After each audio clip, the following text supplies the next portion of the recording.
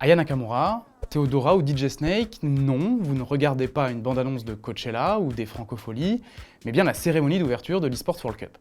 Celle-ci a eu lieu mercredi 8 juillet à la scène musicale à Boulogne-Billancourt, au sud-ouest de Paris, et elle lançait donc officiellement cette fameuse Coupe du Monde de l'eSport, dont vous avez peut-être entendu parler, qui se tiendra dans la capitale jusqu'à fin août. Dans le détail, on parle d'une succession de 25 tournois, sur quasiment autant de jeux différents. Un rendez-vous gigantesque donc, capable de faire venir des artistes français de tout premier plan pour faire parler de lui. L'eSports World Cup ne lésine pas sur les moyens en termes de communication. La compétition est d'ailleurs omniprésente sur les panneaux publicitaires de la capitale, avec Cristiano Ronaldo, son ambassadeur, en principale tête d'affiche. Une démonstration de force déroutante pour certains, mais ce n'est en réalité pas surprenant quand on sait ce qu'il y a derrière. Déjà, cette eSports World Cup, elle n'aurait pas dû avoir lieu à Paris. Depuis sa création, il y a 2 ans, elle est organisée à Riyad, en Arabie Saoudite, et ça aurait dû être le cas encore une fois cette année. Mais le conflit actuel au Moyen-Orient a changé les plans en dernière minute, et la France, après des discussions directes entre Emmanuel Macron et Mohammed bin Salman, le prince héritier de l'Arabie Saoudite, a récupéré l'événement. On l'a appris mi-mai, officiellement, très tard donc. C'est monté aussi haut politiquement parce que l'eSports World Cup est une compétition directement liée à l'Arabie Saoudite. Le royaume a investi beaucoup d'argent, des centaines de millions d'euros pour lui donner vie, l'intégrant dans une vaste stratégie plutôt efficace de soft power visant à améliorer l'image du pays par le sport et les jeux vidéo. Maintenant qu'on a planté le décor, s'agit-il vraiment de la Coupe du Monde de l'e-sport ou le rendez-vous le plus important de la discipline, comme on l'entend un peu partout?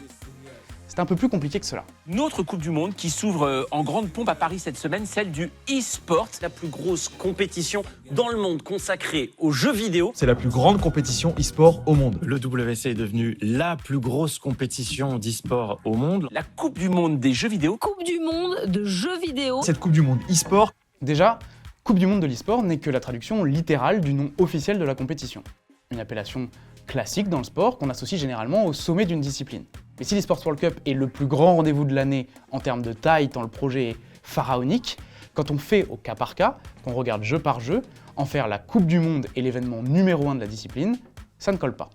Alors oui, sur eSports FC, l'eSports World Cup est devenu le rendez-vous ultime de la discipline. Et puis, les cash prizes distribués, 75 millions de dollars au total en cumulant les dotations de chaque jeu, renforcent chaque tournoi pris individuellement. Tous les grands noms de l'e-sport seront là, les audiences sont importantes, mais l'enjeu aujourd'hui est presque plus économique, institutionnel et politique que sportif. De par sa nature, ses origines, la compétition permet à l'e-sport de pénétrer des sphères qui lui échapperaient si elle n'existait pas aujourd'hui. La cérémonie d'ouverture, mais aussi la conférence de presse de lancement, mercredi 8 juillet au matin, à l'Hôtel de Ville de Paris, en présence d'Emmanuel Grégoire, le maire de la capitale, Marina Ferrari, ministre des Sports, ou le prince Faisal bin Bandar bin Sultan, membre de la famille royale et président de la fédération d'e-sport saoudienne, appuie ce constat-là. Et même si ce n'est pas son but premier, l'eSports World Cup essaye quand même de tirer la discipline vers le haut. Mais sportivement, le tournoi Counter-Strike de l'eSports World Cup n'atteint pas le prestige des majors. C'est la même chose pour Rocket League ou Fortnite, dont les mondiaux respectifs sont bien plus des objectifs dans une carrière. League of Legends et ses Worlds, Rainbow Six et son Six Invitational, ou Valorant et son Champions. Les attentes, les ambitions ne sont pas les mêmes. L'innovation initiale, la singularité, le fil rouge des 7 semaines de compétition, c'est le classement par points des clubs engagés, calculé en fonction des résultats cumulés sur tous les jeux. Un classement qui rapporte des millions, que s'est adjugé ces 2 dernières années Falcons, le plus gros club d'Arabie Saoudite, qui se permet d'avoir des représentants sur plus de jeux que ses adversaires. En réalité, dans le format actuel, la victoire peut difficilement lui échapper, ce qui rend ce classement par club inabouti. D'autant plus que beaucoup de suiveurs de la discipline sont en réalité fans d'un club sur un jeu. Même si des exceptions existent, surtout en France avec Gentlemates, la Carmine Corp ou Vitality, rares sont les supporters qui suivent un club sur tous les jeux où il est engagé. En résumé, considérer l'eSports World Cup comme la Coupe du Monde de l'e-sport, s'attacher à traduire littéralement le nom de la compétition, en faire le plus gros événement du calendrier, ce n'est pas tout à fait juste. Elle cherche cette légitimité, elle la gagnera peut-être un jour, mais c'est lui offrir une dimension qu'elle n'a pas encore. Maintenant, et on l'a déjà dit, oui, c'est un événement massif, unique, qui brasse des centaines de millions de dollars et qui braque les projecteurs sur l'e-sport. C'est également le seul à être universel. Une vraie force.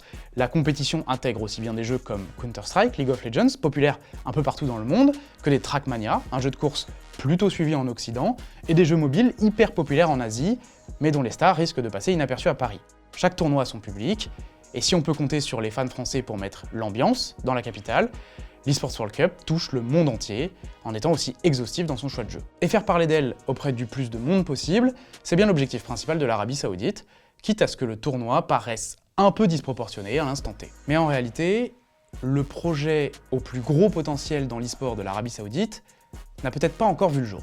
On l'a dit, le côté révolutionnaire de l'eSports World Cup se heurte à la réalité de la discipline, très fragmentée. On n'aime pas forcément League of Legends et Counter-Strike, même si son club existe sur les deux jeux. Et elle aura du mal à aller chercher le prestige des plus gros tournois de chaque jeu pris à part. Ce sont là ses plafonds. Mais l'eSports World Cup aura son pendant par pays à la fin de l'année. L'eSports Nation Cup. Une première édition, une sorte de Jeux Olympiques de l'e-sport que les Saoudiens devaient organiser avec le Comité International Olympique d'ailleurs, mais c'est une autre histoire, avec un peu moins de jeux, mais la hype monte et elle a sans doute déjà dépassé celle de l'eSports World Cup dans l'esprit des suiveurs de l'e-sport. Parce que ce terrain des compétitions par nation n'est quasiment pas occupé et le potentiel paraît immense. On connaît la puissance de la fibre patriotique du sport qui pousse à regarder des disciplines qu'on ne connaît pas.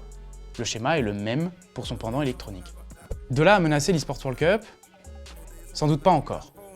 Mais on verrait bien, à terme, ce label si puissant, si évocateur de Coupe du Monde, se déplacer dans cette direction.